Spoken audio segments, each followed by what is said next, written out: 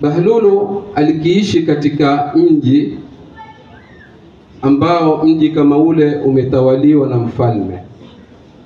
Kukawa kuna bwana mmoja tajiri aliamua kujenga msikiti mzuri sana, msikiti mkubwa.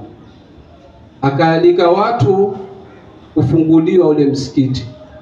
Ukaandawa upishi na karamu kubwa, kwa kuwa kesho saa 3 msikiti wafunguliwa.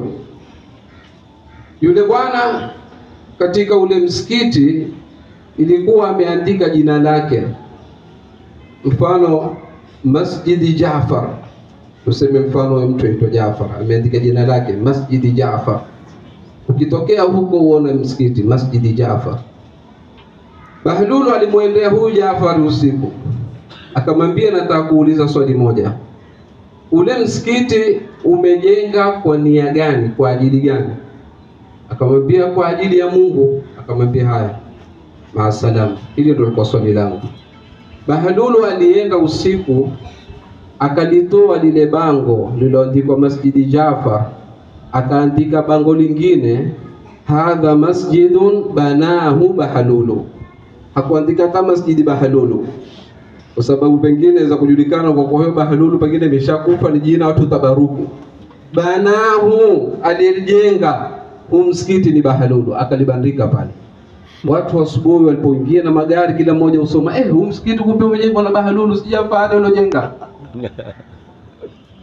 Jamaa wakaingia hapo. Kulipoanza kufunguliwa ule msikiti, ule bwana akainuka mkali sana, akasema lazima Bahlulu ashikwe aje hapa mbele. Akashikwa, akapandishwa pale kwenye jukwaa. Bwana, kwa nini umeenda kuandika pale msikiti kwa kuwa umejenga wewe na msikiti umejenga mimi? Akamwambia hii si kosa langu.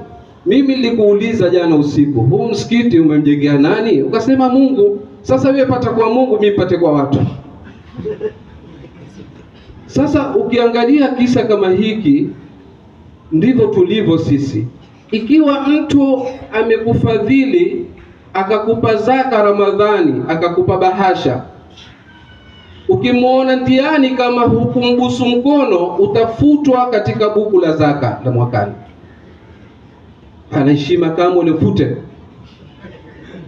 Sasa hapo hakuna ile nia, kwa kuwa sisi tufanya kwa ajili ya Mwenyezi Mungu. Si lazima watu wajue kama wewe wafanya. Wewe fanya tu. Angalia al-Imam Zainul Abidin alayhi salam. Allahumma salli ala Muhammad.